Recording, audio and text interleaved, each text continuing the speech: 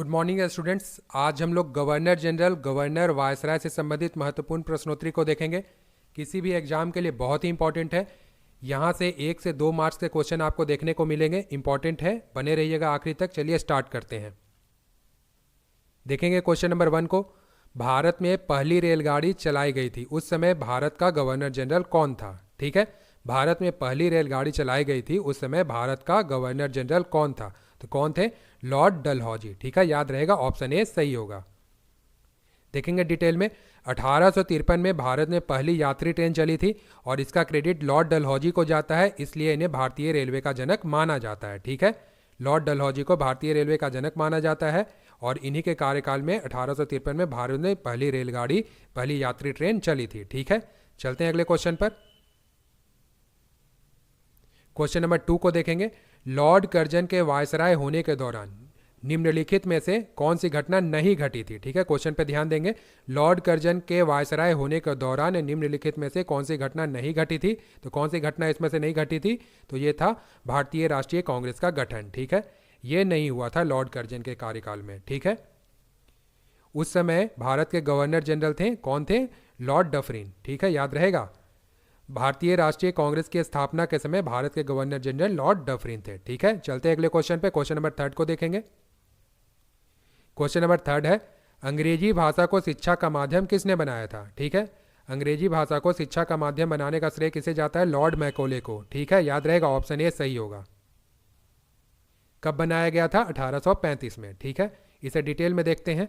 तो देखेंगे, भारत के governor general Lord William Bentinck के कार्यकाल के दौरान लॉर्ड मैकोले ने भारत में अंग्रेजी शिक्षा शुरू करने का फैसला किया था। ठीक है, प्रस्ताव किसने दिया था? लॉर्ड मैकोले ने, अंग्रेजी भाषा को शिक्षा का माध्यम बनाने का। ठीक है, उसके बाद भारतीय शिक्षा अधिनियम 1835 लॉर्ड विलियम बेंटिक के द्वारा बनाया गया था और यह एक विधायी अधिनियम था। ठीक है, याद रहेगा।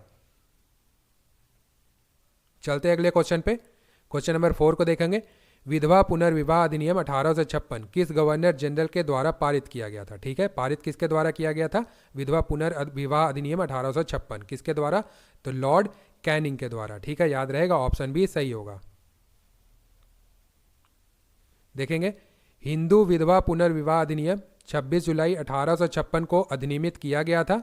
ठीक है, और इसे लॉर्ड डलहौजी के द्वारा तैयार किया गया था। ठीक है, और 1857 के विद्रोह से पहले लॉर्ड कैनिंग के द्वारा पारित किया गया था। ठीक है, जो कि 1857 के विद्रोह से पहले पारित किया गया था और जो कि भारतीयों को पसंद ये नहीं आया था। ठीक है, रिपीट कर रहा हूँ, हिंदू विधवा पुनर्विवाह अधिनियम 26 जुलाई 1856 को अधिनियमित किया गया था और लॉर्ड डलहौजी के द्वारा इसे तैयार किया गया था और 1857 के भारतीय विद्रोह से पहले इसे लॉर्ड कैनिंग के द्वारा पारित किया गया था। ठीक है, लॉर्ड विलियम बेंटिक के द्वारा सती प्रथा का उन्मूलन किया गया था। दूसरा पॉइंट है ये, लॉर्ड विलियम बेंटिक के द्वारा सती प्रथा का उन्मूलन किया गया था और इसके बाद यह भारत में प्रमुख सामाजिक सुधार कानून के रूप में से जाना जाता है। ठीक है, चलते अगले क्वेश्चन पर। क्वेश्चन नंबर 5 को देखेंगे। भारत का अंतिम वायसराय निम्नलिखित में से कौन था? भारत का अंतिम वायसराय निम्नलिखित में से कौन था? तो कौन थे? Lord Mountbatten. ठीक है, ऑप्शन सी सही होगा। लॉर्ड माउंटबेटन भारत के अंतिम वायसराय थे तथा भारत के पहले गवर्नर जनरल थे। ठीक है, भारत के पहले गवर्नर जनरल कौन थे? लॉर्ड माउंटबेटन तथा अंतिम वायसराय थे। ठीक है, याद रहेगा। चलते अगले क्वेश्चन पे। क्वेश्चन नंबर 6 को देखेंगे। क्वेश्चन नंबर 6 क्या कहता है? निम्नलिखित में से सती प्रथा का उन्मूलन किसने किया था? ठीक है, सती प्रथा का उन्मूलन किसने किया था?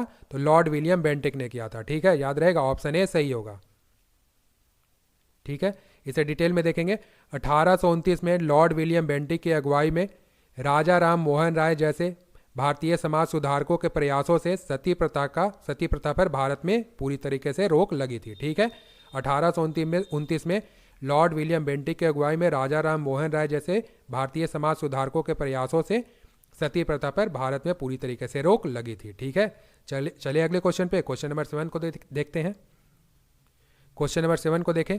सविनय अवज्ञा आंदोलन की शुरुआत किसके कार्यकाल में हुई थी? ठीक है, सविनय अवज्ञा आंदोलन की शुरुआत किसके कार्यकाल में हुई थी? तो किसके कार्यकाल में हुई थी? लॉर्ड इरविन के कार्यकाल में। ठीक है, ऑप्शन ए सही होगा। ठीक है, देखेंगे इसे। लॉर्ड इरविन के कार्यकाल में सविनय अवज्ञा आंदोलन की शुरुआत हुई थी तथा द्वितीय सविनय अवज्ञा आंदोलन की बात करें तो यह किसके कार्यकाल में हुई थी? उस समय थे लॉर्ड वेलिंगटन। इनके कार्यकाल में द्वितीय सविनय अवज्ञा आंदोलन की शुरुआत हुई थी। चलते हैं अगले क्वेश्चन पे। क्वेश्चन नंबर 8 को देखेंगे। क्वेश्चन नंबर 8 है, निम्नलिखित में से कौन आधुनिक भारत के निर्माता के रूप में जाना जाता है? ठीक है, निम्नलिखित में से कौन आधुनिक भारत के निर्माता के रूप में जाना जाता है? तो कौन है? लॉर्ड डलहौजी। ठीक है, ऑप्शन सी सही होगा। ठीक है, याद रहेगा, लॉर्ड डलहौजी को आधुनिक भारत के निर्माता के रूप में जाना जाता है। देखेंगे लॉर्ड डलहौजी को आधुनिक भारत के निर्माता के रूप में जाना जाता है। इसके बाद दूसरा इंपॉर्टेंट पॉइंट है, इसे भी ध्यान में रखिएगा, राजा राम मोहन राय को भारतीय पुनर्जागरण का अग्रदूत तथा आधुनिक भारत का जनक कहा जाता है। ठीक है, आधुनिक भारत का जनक किसे कहा जाता है? राजा राम मोहन राय को। और आधुनिक भारत का निर्माता किसे कहा जाता है? लॉर्ड डलहौजी को। ठीक है, याद रहेगा। चलिए अगले क्वेश्चन पर। क्वेश्चन नंबर 9 को देखेंगे, बंगाल में द्वैत सरकार की स्थापना किसने की थी? बंगाल में द्वैत सरकार की स्थापना किसने की थी? तो किसने की थी? रॉबर्ट क्लाइव ने की थी। ठीक है, याद रहेगा, ऑप्शन ए सही होगा। रॉबर्ट क्लाइव ने बंगाल में द्वैत सरकार की स्थापना की थी। ठीक है, देखेंगे बंगाल में द्वैत शासन का जनक या द्वैत सरकार का जनक किसे कहा जाता है? रॉबर्ट क्लाइव को कहा जाता है। ठीक है, चलिए अगले क्वेश्चन पे। क्वेश्चन नंबर 10 को देखेंगे, भारत छोड़ो आंदोलन के समय वायसराय कौन था? ठीक है, भारत छोड़ो आंदोलन के समय वायसराय कौन था? तो कौन थे? Lord Linlithgow. ठीक है, याद रहेगा, ऑप्शन सी सही होगा। देखेंगे 1942 में भारत छोड़ो आंदोलन की शुरुआत होती है, प्रारंभ होता है 1942 में भारत छोड़ो आंदोलन, और उस समय वायसराय कौन होते हैं भारत के? Lord Linlithgow. ठीक है, चलते अगले क्वेश्चन पे। क्वेश्चन नंबर 11 को देखेंगे क्वेश्चन नंबर 11 को, भारतीय विश्वविद्यालय अधिनियम किसने लागू किया था? ठीक है, भारतीय विश्वविद्यालय अधिनियम किसने लागू किया था? तो किसने किया था? लॉर्ड कर्जन ने। ठीक है, याद रहेगा, ऑप्शन डी सही होगा। ठीक है, देखेंगे लॉर्ड कर्जन ने भारतीय विश्वविद्यालय अधिनियम पारित किया था कब? 1904 में। ठीक है, चलिए अगले क्वेश्चन पर। क्वेश्चन नंबर 12 को देखेंगे, निम्नलिखित में से कौन सा वायसराय अपनी अंडमान यात्रा के दौरान एक दोषी का शिकार बन गया था? ठीक है, निम्नलिखित में से कौन सा वायसराय जो अपनी अंडमान यात्रा के दौरान एक दोषी का शिकार बन गया था? तो कौन थे वो? Lord Mayo. ठीक है, याद रहेगा, ऑप्शन डी सही होगा। देखेंगे अंडमान निकोबार यात्रा के दौरान एक दोषी यानी एक कैदी थे, कौन? शेर अली खान। इन्होंने लॉर्ड मेयो पर हमला कर दिया था, जहां इनकी मृत्यु हो गई थी। कब हुई थी? 1872 में। तो ठीक है, इन्हीं के बारे में क्वेश्चन पूछा गया था कि कौन से वायसराय थे जो कि अपनी अंडमान यात्रा के दौरान एक दोषी के शिकार बन गए थे? तो किसके शिकार बने थे? शेर अली खान ने। शेर अली खान ने लॉर्ड मेयो पर हमला किया था, जहां इनकी मृत्यु हो गई थी। कब हुई थी यह घटना? 1872 में। ठीक है, याद रहेगा। चलिए अगले क्वेश्चन पर।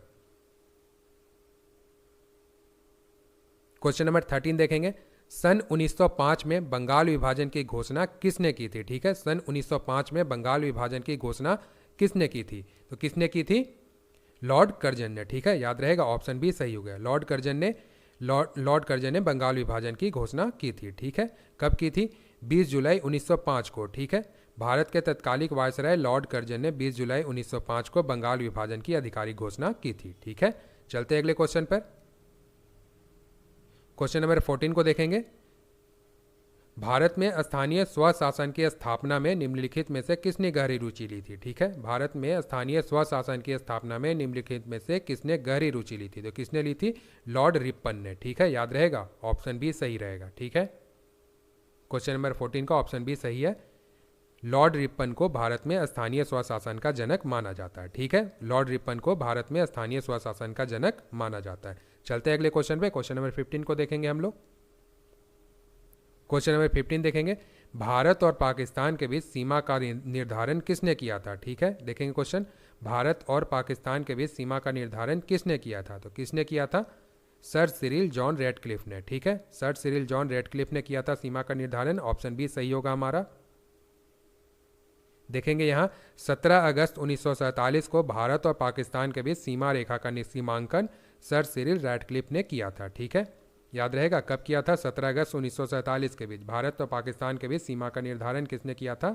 सर सिरिल रैडक्लिफ ने। ठीक है, चलिए अगले क्वेश्चन पर। क्वेश्चन नंबर 16 देखेंगे, 1857 के विद्रोह के समय भारत के गवर्नर जनरल कौन थे? ठीक है, 1857 के विद्रोह के समय भारत के गवर्नर जनरल कौन थे? तो कौन थे? Lord Canning. ठीक है, याद रहेगा, ऑप्शन सी सही होगा। देखेंगे इनका पूरा नाम था लॉर्ड चार्ल्स कैनिंग, ठीक है, लॉर्ड चार्ल्स कैनिंग पूरा नाम था इनका, और ये 1857 के समय भारत के गवर्नर जनरल थे, ठीक है। इसके अलावा देख लो भारत सरकार अधिनियम 1858, अलग पॉइंट है, इंपॉर्टेंट है। भारत सरकार अधिनियम 1858 के तहत भारत के गवर्नर जनरल का नाम बदलकर भारत का वायसराय कर दिया गया था, ठीक है। रिपीट कर रहा हूँ, भारत सरकार अधिनियम 1858 के तहत भारत के गवर्नर जनरल का नाम बदलकर भारत का वायसराय कर दिया गया था, और भारत के पहले वायसराय कौन थे? लॉर्ड कैनिंग, ठीक है, इंपॉर्टेंट है, याद रखिएगा। चलते हैं अगले क्वेश्चन पर। क्वेश्चन नंबर 17 को देखेंगे। हड़प नीति किस गवर्नर जनरल ने अपनाई थी? ठीक है, हड़प नीति किस गवर्नर जनरल ने अपनाई थी? तो किसने अपनाई थी? लॉर्ड डलहौजी ने, ठीक है, ऑप्शन डी सही होगा। देखेंगे हड़प नीति लॉर्ड डलहौजी ने अपनाई थी। क्या है हड़प नीति? तो पैतृक वारिस न होने की स्थिति में सर्वोच्च सत्ता कंपनी के द्वारा अपने अधीनस्थ क्षेत्रों को ब्रिटिश सरकार में मिलाने की नीति को व्यपगत का सिद्धांत या हड़प नीति कहलाती थी, ठीक है। हड़प नीति क्या थी? तो पैतृक वारिस न होने की स्थिति में सर्वोच्च सत्ता कंपनी के द्वारा अपने अधीनस्थ क्षेत्रों में ब्रिटिश साम्राज्य में मिलाने की नीति को व्यपगत का सिद्धांत या हड़प नीति कहते थे, यह हड़प नीति कहलाती थी, ठीक है। तो किस गवर्नर जनरल ने अपनाई थी? तो लॉर्ड डलहौजी ने अपनाई थी। क्वेश्चन नंबर 17 का ऑप्शन डी सही होगा, ठीक है। चलते हैं अगले क्वेश्चन पे। क्वेश्चन नंबर 18 देखेंगे। प्राचीन स्मारक संरक्षण अधिनियम 1904, प्राचीन स्मारक संरक्षण अधिनियम 1904 किस गवर्नर जनरल के समय पारित हुआ था? ठीक है, प्राचीन स्मारक संरक्षण अधिनियम 1904 किस गवर्नर जनरल के समय पारित हुआ था? तो किसके समय हुआ था? लॉर्ड कर्जन के समय, ठीक है, याद रहेगा, ऑप्शन सी सही होगा। देखेंगे यहाँ प्राचीन स्मारक संरक्षण अधिनियम 1904 लॉर्ड कर्जन के समय पारित किया गया था, ठीक है। क्या था ये प्राचीन स्मारक संरक्षण अधिनियम 1904? तो यह प्राचीन स्मारकों तथा पुरातात्विक, ऐतिहासिक या कलात्मक रुचि की वस्तुओं के संरक्षण के लिए प्रदान किया जाने वाला एक अधिनियम था, ठीक है। रिपीट कर रहा हूँ, यह प्राचीन स्मारकों, पुरातात्विक, ऐतिहासिक या कलात्मक रुचि की वस्तुओं के संरक्षण के लिए प्रदान किया जाने वाला एक अधिनियम था, ठीक है, याद रहेगा। चलिए अगले क्वेश्चन पर। क्वेश्चन नंबर 19 को देखेंगे। निम्नलिखित में से किसने वर्नाकुलर प्रेस एक्ट निरस्त किया था? ठीक है, किसने वर्नाकुलर प्रेस एक्ट निरस्त किया था? किसने किया था? लॉर्ड रिपन ने, ठीक है, याद रहेगा। क्वेश्चन नंबर 19 का ऑप्शन बी सही होगा। देखेंगे वर्नाकुलर प्रेस एक्ट 1882 में लॉर्ड रिपन ने रद्द किया था, ठीक है, और लॉर्ड लिट्टन ने वर्नाकुलर प्रेस एक्ट 1878 में 1878 में पारित किया था, जिसने सरकार पर मुद्रित देशद्रोही सामग्री छापने वाले अखबारों को जब्त करने के लिए अधिकृत किया था, ठीक है। क्या था? वर्नाकुलर प्रेस एक्ट 1878 में पारित किया गया था, जिसने सरकार पर मुद्रित देशद्रोही सामग्री छापने वाले अखबारों को जब्त करने के लिए इसे अधिकृत किया गया था, ठीक है। कब किया गया था? 1878 में। किसने किया था? लॉर्ड लिट्टन ने, ठीक है। फिर उसके बाद देखेंगे वर्नाकुलर प्रेस एक्ट को निरस्त कब किया गया था? 1882 में। किसके द्वारा? लॉर्ड रिपन के द्वारा, ठीक है, याद रखिएगा, इंपॉर्टेंट क्वेश्चन है। चलते हैं अगले क्वेश्चन पर। क्वेश्चन नंबर 20 को देखेंगे। इनमें से किसे भारत में स्थानीय स्वशासन के जनक के रूप में जाना जाता है? ठीक है, इनमें से किसे भारत में स्थानीय स्वशासन के जनक के रूप में जाना जाता है? तो किसे जाना जाता है? लॉर्ड रिपन को, ठीक है, याद रहेगा, ऑप्शन सी सही होगा, ठीक है। लॉर्ड रिपन को भारत में स्थानीय स्वशासन के जनक माना जाता है, ठीक है। चलते अगले क्वेश्चन पर। देखेंगे जिस समय दिल्ली ब्रिटिश भारत की राजधानी बनी, ठीक है, जिस समय दिल्ली ब्रिटिश भारत की राजधानी बनी उस समय वायसराय कौन थे? ठीक है, जिस समय दिल्ली ब्रिटिश भारत की राजधानी बनी उस समय वायसराय कौन थे भारत के? तो कौन थे? लॉर्ड हार्डिंग थे, ठीक है, याद रहेगा, ऑप्शन सी सही होगा। क्वेश्चन नंबर 21 का ऑप्शन सी सही होगा। देखेंगे भारत की राजधानी कलकत्ता से दिल्ली स्थानांतरित हुई और उस समय भारत के वायसराय कौन थे? लॉर्ड हार्डिंग थे, ठीक है, याद रहेगा। चलते अगले क्वेश्चन पर। क्वेश्चन नंबर 22 देखेंगे। अंग्रेजी की शिक्षा को माध्यम बनाने का मैकॉले का विचार किस गवर्नर जनरल ने स्वीकार किया था? ठीक है, अंग्रेजी की शिक्षा को माध्यम बनाने का मैकॉले का जो विचार था उसे किस गवर्नर जनरल ने स्वीकार किया था? तो किसने किया था? लॉर्ड विलियम बेंटिक ने किया था, ठीक है, याद रहेगा, ऑप्शन डी सही होगा। क्वेश्चन नंबर 22 का ऑप्शन डी सही होगा। देखेंगे अंग्रेजी शिक्षा अधिनियम 1835 में इसे पारित किया गया था, ठीक है। और लॉर्ड विलियम बेंटिक के द्वारा इसे बनाया गया था और यह एक विधायी अधिनियम था, ठीक है। और लॉर्ड विलियम बेंटिक उस वक्त के भारत के गवर्नर जनरल थे, तथा यहाँ पर देखोगे लॉर्ड विलियम बेंटिक और लॉर्ड मैकोले ने भारत में अंग्रेजी शिक्षा शुरू करने का फैसला किया था, और ये विचार था किसका? लॉर्ड मैकोले का, ठीक है। और इसे स्वीकार किसने किया था? उस समय भारत के गवर्नर जनरल कौन थे? Lord William Bentinck. इन्होंने इनके प्रस्ताव को, इनके विचार को स्वीकार किया था, ठीक है। चलते हैं अगले क्वेश्चन पे। क्वेश्चन नंबर 23 को देखते हैं। क्वेश्चन नंबर 23 है, रॉलेट एक्ट 1919 किसके काल में लागू किया गया था? ठीक है, रॉलेट एक्ट 1919 किसके काल में लागू किया गया था? तो किसके कार्यकाल में? लॉर्ड चेम्सफोर्ड के कार्यकाल में। ऑप्शन ए सही होगा, ठीक है। देखेंगे रॉलेट एक्ट 1919 लॉर्ड चेम्सफोर्ड की अवधि के दौरान अधिनियमित किया गया था, ठीक है। रॉलेट एक्ट को काला कानून भी कहा जाता था, ठीक है। और उस वक्त एक बहुत ही दर्दनाक घटना घटी थी जिसे जालियांवाला बाग हत्याकांड के नाम से जाना जाता था, ठीक है। उसके बारे में जान लो। रॉलेट एक्ट के विरोध करने के लिए एक सभा हो रही थी, और जिसमें एक अंग्रेजी अफसर थे जनरल डायर। उन्होंने अकारण ही उस सभा पर उपस्थित लोगों पर गोलियां चलवा दी थी, ठीक है, जिसमें अनेकों लोगों की मृत्यु हो गई थी। तो ये था जालियांवाला बाग हत्याकांड, तो इसे भी ध्यान में रखिएगा। चलते हैं अगले क्वेश्चन पे। क्वेश्चन नंबर 24 को देखेंगे। क्वेश्चन नंबर 24 है, 1935 के विधेयक के तहत गठित संयुक्त संसदीय समिति के अध्यक्ष कौन थे, जिसके परिणाम स्वरूप भारत सरकार कानून 1935 निर्मित हुआ था, ठीक है। क्वेश्चन रिपीट कर रहा हूं, 1935 के विधेयक के तहत गठित संयुक्त संसदीय समिति के अध्यक्ष कौन थे, जिसके परिणाम स्वरूप भारत सरकार कानून 1935 निर्मित हुआ था? तो कौन थे? लॉर्ड लिनलिथगो, ठीक है, याद रहेगा। ऑप्शन डी सही होगा क्वेश्चन नंबर 24 का। देखेंगे क्वेश्चन नंबर 25 को। 1906 ईस्वी में मिंटो से शिमला में मिले मुसलमानों के शिष्टमंडल ने प्रार्थना की थी, ठीक है। 1906 में लॉर्ड मिंटो से शिमला में मिले मुसलमानों के शिष्टमंडल ने प्रार्थना की थी। क्या प्रार्थना की थी? मुसलमानों के लिए पृथक निर्वाचन वर्ग के लिए, ठीक है, याद रहेगा। ऑप्शन डी सही होगा क्वेश्चन नंबर 25 का। क्वेश्चन नंबर 26 से देखेंगे, प्रथम भारतीय जिन्होंने स्वाधीन भारत में गवर्नर जनरल का पदभार ग्रहण किया था, ठीक है। प्रथम भारतीय जिन्होंने स्वाधीन भारत मतलब इंडिपेंडेंस इंडिया में गवर्नर जनरल का पदभार ग्रहण किया था, तो कौन थे? सी राजगोपालाचारी, ठीक है, याद रहेगा। इंपॉर्टेंट है क्वेश्चन। क्वेश्चन नंबर 26 का ऑप्शन बी सही होगा। देखेंगे सी राजगोपालाचारी, इन्हें चक्रवर्ती राजगोपालाचारी कहते हैं, और इन्हें लोग राजा जी के नाम से भी जाना जाते थे, ठीक है। इन्हें लोग राजा जी भी बुलाते थे, और वे स्वतंत्र भारत के द्वितीय गवर्नर जनरल और प्रथम भारतीय गवर्नर जनरल थे, ठीक है, याद रहेगा। प्रथम भारतीय गवर्नर जनरल थे और तथा स्वतंत्र भारत के द्वितीय गवर्नर जनरल थे, ठीक है। पहले कौन थे? लॉर्ड माउंटबेटन, ठीक है, याद रहेगा। लॉर्ड माउंटबेटन स्वतंत्र भारत के पहले गवर्नर जनरल थे, ठीक है। दोनों इंपॉर्टेंट है, याद रखिएगा। चलते हैं अगले क्वेश्चन पे।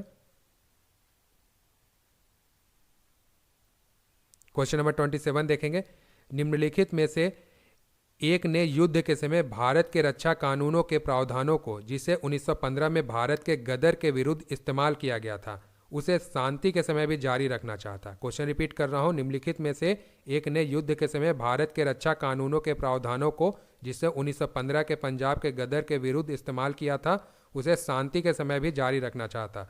कौन थे वो? लॉर्ड हार्डिंग थे, ठीक है, याद रहेगा। ऑप्शन ए सही होगा क्वेश्चन नंबर 27 का।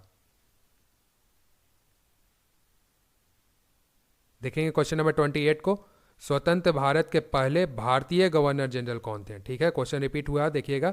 स्वतंत्र भारत के पहले भारतीय गवर्नर जनरल कौन थे? तो भारतीय कौन थे? सी राजगोपालाचारी, ठीक है, याद रहेगा। ऑप्शन डी सही होगा क्वेश्चन नंबर 28 का। देखेंगे सी राजगोपालाचारी स्वतंत्र भारत के पहले भारतीय गवर्नर जनरल थे, ठीक है। और लॉर्ड माउंटबेटन भारत के पहले गवर्नर जनरल थे, ठीक है। द्वितीय कौन थे? सी राजगोपालाचारी। लेकिन अगर भारतीय पूछे तो प्रथम भारतीय गवर्नर जनरल श्री राजगोपालाचारी थे, और भारत के पहले गवर्नर जनरल थे लॉर्ड माउंटबेटन। तो दोनों इंपॉर्टेंट है, याद रखिएगा। एक वर्ड का अंतर है, भारतीय पूछे तो सी राजगोपालाचारी होंगे, और अगर स्वतंत्र भारत के पहले गवर्नर जनरल पूछे तो लॉर्ड माउंटबेटन होंगे, ठीक है, याद रखिएगा। चलते हैं अगले क्वेश्चन पर। क्वेश्चन नंबर 29 देखेंगे, लॉर्ड विलियम बेंटिक के द्वारा निम्न में से किस सुधार उपायों को लागू किया गया था, ठीक है। लॉर्ड विलियम बेंटिक के द्वारा निम्न में से किस सुधार उपायों को लागू किया गया था?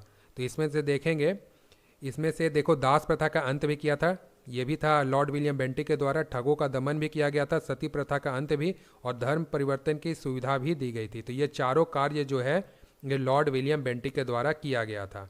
ठीक है, तो मेरे हिसाब से इसका आंसर एक से अधिक होगा, ये चारों ऑप्शन सही है।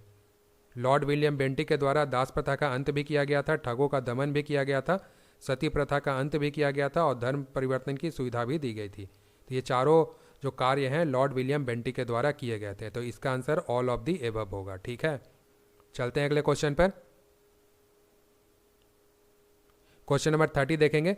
वर्नाकुलर प्रेस एक्ट मार्च 1978 में किसने पारित किया था? ठीक है, वर्नाकुलर प्रेस एक्ट मार्च 1978 में किसने पारित किया था? तो किसने किया था? लॉर्ड लिट्टन ने किया था। ठीक है, याद रहेगा, ऑप्शन ए सही होगा क्वेश्चन नंबर 30 का।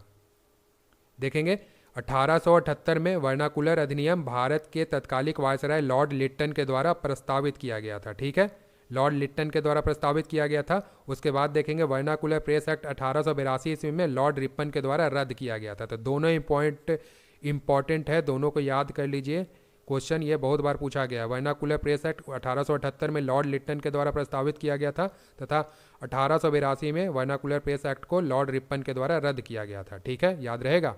चलिए अगले क्वेश्चन पर 31 को देखेंगे।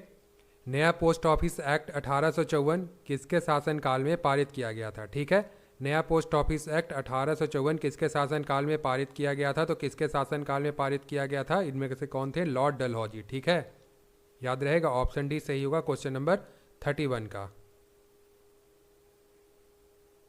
32 को देखेंगे। क्वेश्चन नंबर 32, भारत में प्रथम रेलवे लाइन किस ब्रिटिश गवर्नर के समय बिछाई गई थी? ठीक है, भारत में प्रथम रेलवे लाइन किस ब्रिटिश गवर्नर के समय बिछाई गई थी? तो किसके समय में बिछाई गई थी? लॉर्ड डलहौजी के समय में। ठीक है, याद रहेगा, ऑप्शन ए सही होगा क्वेश्चन नंबर 32 का। क्वेश्चन नंबर 33 देखेंगे। सुरक्षा प्रकोष्ठ की नीति, जिसे रिंग फेंस पॉलिसी कहा जाता है, तो ये सुरक्षा प्रकोष्ठ की जो नीति है संबंधित है। ठीक है, किससे संबंधित है? क्वेश्चन रिपीट कर रहा हूँ, सुरक्षा प्रकोष्ठ की जो नीति है वो किससे संबंधित है? तो किससे है? वारेन हेस्टिंग्स से संबंधित। ठीक है, ऑप्शन ए सही होगा क्वेश्चन नंबर 33 का। देखेंगे सुरक्षा प्रकोष्ठ की जो नीति है वारेन हेस्टिंग, गवर्नर जनरल जो थे वारेन हेस्टिंग, उनसे संबंधित है। ठीक है, क्या थी ये? तो कंपनी की सीमाओं की सुरक्षा के लिए बफर जोन बनाने के लिए वारेन हेस्टिंग द्वारा रिंग फेंस की नीति लागू की गई थी। ठीक है, याद रहेगा। ठीक है, देखेंगे सुरक्षा प्रकोष्ठ की नीति गवर्नर जनरल वारेन हेस्टिंग से संबंधित है। ठीक है, चलते अगले क्वेश्चन पर। क्वेश्चन नंबर 34 देखेंगे। भारत में लोक सेवा का प्रवर्तन किया था। ठीक है, भारत में लोक सेवा का प्रवर्तन किया था, किसने किया था? तो किया था इसने कॉर्नवालिस ने। ठीक है, कॉर्नवालिस के शासनकाल में हुआ था। ऑप्शन सी सही होगा क्वेश्चन नंबर 34 का। ठीक है, देखेंगे यहाँ पर इंपॉर्टेंट पॉइंट है, भारतीय लोक सेवा की शुरुआत लॉर्ड कॉर्नवालिस के शासन में हुई थी। ठीक है, क्वेश्चन बहुत बार रिपीटेड है। चलते हैं अगले क्वेश्चन पर। क्वेश्चन नंबर 35 को देखेंगे। क्वेश्चन नंबर 35 है, लॉर्ड कॉर्नवालिस की कब्र कहाँ स्थित है? लॉर्ड कॉर्नवालिस की कब्र कहाँ स्थित है? तो कहाँ है? गाजीपुर में स्थित है। ठीक है, याद रहेगा। गाजीपुर कहाँ? गाजीपुर है उत्तर प्रदेश में। तो लॉर्ड कॉर्नवालिस की कब्र कहाँ स्थित है? उत्तर प्रदेश में। उत्तर प्रदेश में कहाँ? गाजीपुर में। ठीक है, चलते हैं अगले क्वेश्चन पर। क्वेश्चन नंबर 36 देखेंगे। लॉर्ड वेलेस्ली द्वारा की गई सहायक संधि व्यवस्था के बारे में निम्नलिखित में से कौन सा कथन लागू नहीं होता है? क्वेश्चन पे ध्यान देंगे। लॉर्ड वेलेस्ली द्वारा लागू की गई सहायक संधि व्यवस्था के बारे में निम्नलिखित में से कौन सा कथन लागू नहीं होता है? तो ये कथन है, इसमें से ऑप्शन ए हमारा सही होगा, भारत को नेपोलियन के खतरे से सूचित रखना। ये जो है ये सहायक संधि लॉर्ड वेलेस्ली के सहायक संधि से संबंधित नहीं है। ऑप्शन ए सही होगा क्वेश्चन नंबर 36 का। क्वेश्चन नंबर 37 देखेंगे।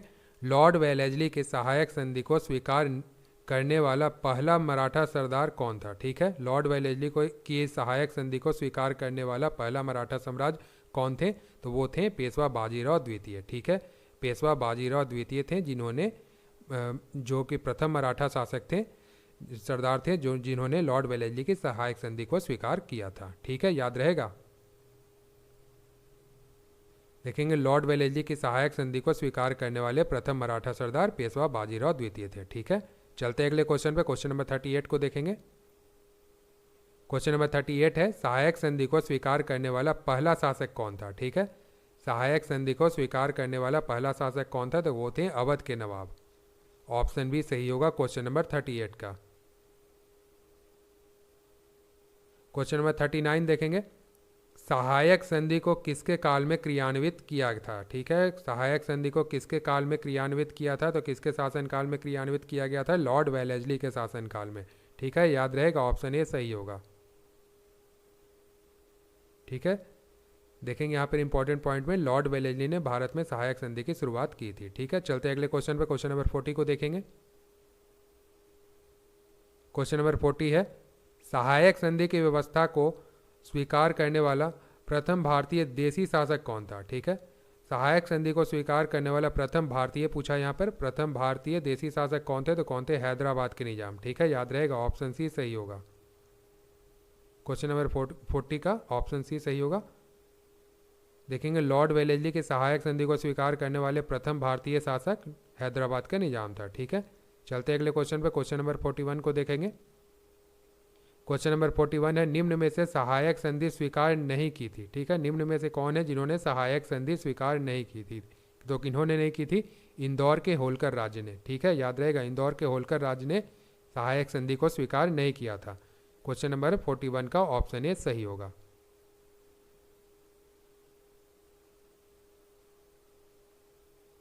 फोर्टी टू को देखेंगे। क्वेश्चन नंबर 42 को देखेंगे, भारतीय राज्यों पर अंग्रेजी प्रभुत्व स्थापित करने के लिए किसने प्रशासन में सहायक संधि प्रणाली का सूत्रपात किया? ठीक है, क्वेश्चन रिपीटेड है ये।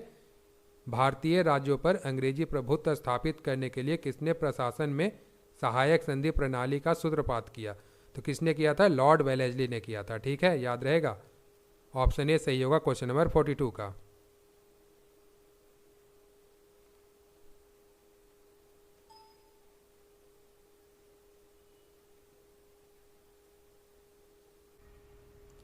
क्वेश्चन नंबर 43 देखेंगे, निम्नलिखित पर विचार कीजिए। ठीक है, जिन्होंने लॉर्ड वेलेस्ली की सहायक संधि की थी और उनके द्वारा किए गए संधियों का सही कालानुक्रम नीचे दिए गए कूट से पता कीजिए। ठीक है, क्वेश्चन रिपीट कर रहा हूं, निम्नलिखित पर विचार कीजिए, जिन्होंने लॉर्ड वेलेस्ली के साथ सहायक संधि की थी और उनके द्वारा की गई संधियों का सही कालानुक्रम नीचे दिए गए कूट से पता कीजिए। ठीक है, देखेंगे क्या क्या था?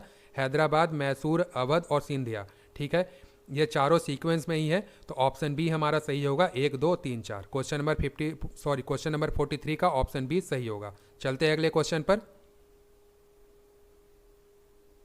क्वेश्चन नंबर 44 देखेंगे, किसने ईस्ट इंडिया कंपनी के बारे में टिप्पणी की कि कंपनी एक असंगति है परंतु यह उस व्यवस्था का भाग है जहां सब कुछ असंगत है? ठीक है, क्वेश्चन रिपीट कर रहा हूं, किसने ईस्ट इंडिया कंपनी के बारे में यह टिप्पणी की कि कंपनी एक असंगति है परंतु यह उस व्यवस्था का भाग है जहां सब कुछ असंगत है? तो किसने की थी? जेबी मैकॉले ने की थी। ठीक है, याद रहेगा, जेबी मैकाले ने की थी। ऑप्शन सी सही होगा क्वेश्चन नंबर 44 का।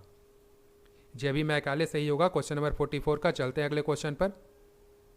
क्वेश्चन नंबर 45 देखेंगे, उस क्षेत्र का पहचान करें जहां यूरोप वासियों को सर्वोत्तम सोरा और अफीम प्राप्त होता था। क्वेश्चन थोड़ा लिंक से हट के है लेकिन इंपॉर्टेंट है, चलिए इसे भी देख लेते हैं। उस क्षेत्र का पहचान करें जहां यूरोप वासियों को सर्वोत्तम सोरा और अफीम प्राप्त होता था। तो वो क्षेत्र कौन सा था? बिहार था। ठीक है, ऑप्शन डी सही होगा क्वेश्चन नंबर 45 का। ठीक है, जहां से सोरा और अफीम प्राप्त होता था। बंगाल से सोरा प्राप्त होता था, लेकिन यहाँ पर सोरा अफीम की बात की है तो सबसे सर्वोत्तम किस्म का जो सोरा अफीम प्राप्त होता था यूरोप वासियों को, वो था बिहार। याद रहेगा, ठीक है, यूरोप वासियों को सर्वोत्तम सोरा और अफीम बिहार से प्राप्त होता था। चलते अगले क्वेश्चन पर। क्वेश्चन नंबर 46 से देखेंगे। क्वेश्चन नंबर 46 है, कलकत्ता में एशियाटिक सोसाइटी के स्थापना के समय बंगाल के गवर्नर जनरल कौन था? ठीक है, एशियाटिक सोसाइटी, कोलकाता में एशियाटिक सोसाइटी की स्थापना के समय बंगाल का गवर्नर जनरल कौन था? ठीक है, तो कौन था? लॉर्ड वारेन हेस्टिंग्स थे। ठीक है, याद रहेगा, ऑप्शन सी सही होगा क्वेश्चन नंबर 46 का। लॉर्ड वारेन हेस्टिंग्स थे कोलकाता में एशियाटिक सोसाइटी की स्थापना के समय बंगाल के गवर्नर जनरल। ठीक है, देखेंगे एशियाटिक सोसाइटी की स्थापना कब हुई थी? 15 जनवरी 1784 को। और किसने की थी? विलियम जोन्स ने की थी। कहाँ की थी? कोलकाता स्थित फोर्ट विलियम में की थी। ठीक है। एशियाटिक सोसाइटी ऑफ बंगाल की मुख्यालय कहाँ थी? कोलकाता में। और उस समय बंगाल के गवर्नर जनरल कौन थे? Lord Warren Hastings. तो याद रखिएगा, इंपॉर्टेंट क्वेश्चन है। चलते हैं अगले क्वेश्चन पे। क्वेश्चन नंबर 47 को देखेंगे। क्वेश्चन नंबर 47 है, रिंग फेंस की नीति। रिंग फेंस की नीति का संबंध इनमें से किससे है? ठीक है, रिंग फेंस की नीति का संबंध इनमें से किससे है? तो किससे है? वारेन हेस्टिंग से है। ठीक है, याद रहेगा, ऑप्शन ए सही होगा क्वेश्चन नंबर 47 का। देखेंगे, रिंग फेंस नीति का संबंध लॉर्ड वारेन हेस्टिंग से था। ठीक है, और रिंग फेंस को सुरक्षा कवच की नीति के नाम से भी जाना जाता था। ठीक है, याद रहेगा, दोनों पॉइंट इंपॉर्टेंट है। रिंग फेंस नीति का संबंध लॉर्ड वारेन हेस्टिंग से था। ठीक है, रिंग फेंस को सुरक्षा कवच की नीति के नाम से भी जाना जाता है। तो ठीक है, याद रखिएगा। चलते हैं अगले क्वेश्चन पे। क्वेश्चन नंबर 48 देखेंगे, द्वैत शासन का जनक किसे माना जाता है? ठीक है, द्वैत शासन का जनक किसे माना जाता है? तो किसे माना जाता है? सर लियोनेल कर्टिस को। ठीक है, सर लियोनेल कर्टिस को द्वैत शासन का जनक माना जाता है। ऑप्शन सी सही होगा क्वेश्चन नंबर 48 का। देखेंगे, सर लियोनेल कर्टिस को द्वैत शासन का जनक कहा जाता है। ठीक है, और द्वैत शासन का जो सिद्धांत है सबसे पहले लियोनेल कर्टिस ने अपनी पुस्तक डायरकी में प्रतिपादित किया था। तो दोनों इंपॉर्टेंट पॉइंट है, ये भी पूछा गया पॉइंट और ये दोनों पूछा गया है, तो दोनों को याद रखिएगा। चलते हैं अगले क्वेश्चन पे। क्वेश्चन नंबर 49 को देखेंगे। क्वेश्चन नंबर 49 है, किस गवर्नर जनरल पर महाभियोग का मुकदमा चलाया गया था? ठीक है, किस गवर्नर जनरल पर महाभियोग का मुकदमा चलाया गया था? तो किस पर चलाया गया था? लॉर्ड वारेन हेस्टिंग्स पर चलाया गया था। ठीक है, याद रहेगा, ऑप्शन बी सही होगा क्वेश्चन नंबर 49 का। क्वेश्चन नंबर 50 को देखेंगे, भारत में न्यायिक संगठन की स्थापना किसने की थी? ठीक है, भारत में न्यायिक संगठन की स्थापना किसने की थी? क्वेश्चन नंबर 50 है, इसका आंसर होगा लॉर्ड कॉर्नवालिस ने। ठीक है, ऑप्शन बी सही होगा क्वेश्चन नंबर 50 का। देखेंगे, भारत में न्यायिक संगठन का स्थापना लॉर्ड कॉर्नवालिस ने की थी। ठीक है, चलते अगले क्वेश्चन पे। क्वेश्चन नंबर 51 को देखेंगे। क्वेश्चन नंबर 51 है, भारतीय रेलवे और टेलीग्राफ सेवा किसके शासनकाल के दौरान शुरू की गई थी? ठीक है, भारतीय रेलवे और टेलीग्राफ सेवा किसके शासनकाल के दौरान शुरू की गई थी? तो किसके शासनकाल के दौरान? लॉर्ड डलहौजी के शासनकाल के दौरान। ऑप्शन सी सही होगा क्वेश्चन नंबर 51 का। देखेंगे, यहाँ पहले भी मैंने बताया है, लॉर्ड डलहौजी रेलवे और टेलीग्राफ को भारत लाए थे और उन्हें आधुनिक भारत का निर्माता के रूप में जाना जाता है। ठीक है, याद रहेगा, लॉर्ड डलहौजी ने रेलवे और टेलीग्राफ सेवा को भारत लाए थे, ये लॉर्ड डलहौजी, और इन्हें ही आधुनिक भारत का निर्माता के रूप में जाना जाता है। इनको किसको? लॉर्ड डलहौजी ने रेलवे और टेलीग्राफ सेवा को भारत लाया था, इन्होंने ही, और उन्हें आधुनिक भारत के निर्माता के रूप में जाना जाता है। ठीक है, याद रहेगा, क्वेश्चन नंबर 51 का ऑप्शन सी सही होगा, लॉर्ड डलहौजी। चलते हैं अगले क्वेश्चन पे। क्वेश्चन नंबर 52 को देखेंगे। क्वेश्चन नंबर 52 है, निम्नलिखित गवर्नर जनरल में से कौन टीपू सुल्तान के खिलाफ ट्रिपल अलायंस का गठन किया था? ठीक है, निम्नलिखित गवर्नर जनरल में से कौन टीपू सुल्तान के खिलाफ ट्रिपल अलायंस का गठन किया था? ट्रिपल अलायंस मतलब त्रिपक्षीय संधि का गठन किया था। तो किसने किया था? लॉर्ड कॉर्नवालिस ने। ठीक है, याद रहेगा, लॉर्ड कॉर्नवालिस ने किया था। ऑप्शन ए सही होगा क्वेश्चन नंबर 52 का। क्वेश्चन नंबर 53 देखेंगे, जब गांधी जी को भारत में पहली बार जेल भेजा गया था, उस समय भारत का गवर्नर जनरल कौन था? ठीक है, जब गांधी जी को पहली बार भारत में जेल भेजा गया था, उस समय भारत का गवर्नर जनरल कौन था? तो लॉर्ड चेम्सफोर्ड था। ठीक है, याद रहेगा, ऑप्शन सी सही होगा क्वेश्चन नंबर 53 का।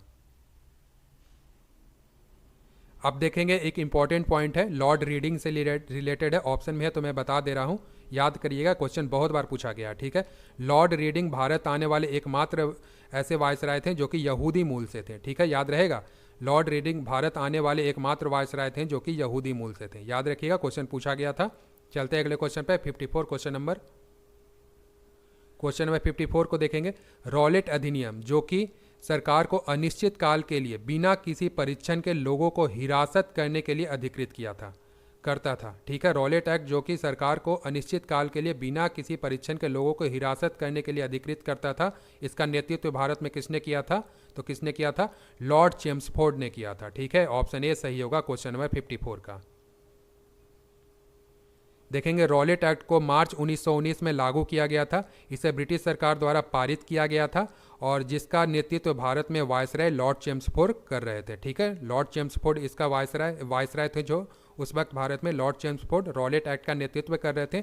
और रॉलेट एक्ट का आधिकारिक नाम क्या था? अराजकता और क्रांतिकारी अपराध अधिनियम 1919। तो दोनों याद रखिएगा, यह भी पूछा गया है, यह भी पूछा गया है। रॉलेट एक्ट को मार्च 1919 में लागू किया गया था। इसे ब्रिटिश सरकार द्वारा पारित किया गया था। ठीक है, और जिसका नेतृत्व उस समय वायसराय लॉर्ड चेम्सफोर्ड कर रहे थे। तो ये दोनों पॉइंट इंपॉर्टेंट है। क्वेश्चन नंबर 54 का ऑप्शन ए सही होगा, लॉर्ड चेम्सफोर्ड। यह इस सीरीज का आखिरी क्वेश्चन है। आशा करता हूँ कि यह सीरीज आपको बहुत पसंद आया होगा। बने रहिए हमारे चैनल के साथ। मिलते हैं नेक्स्ट वीडियो में। जय हिंद।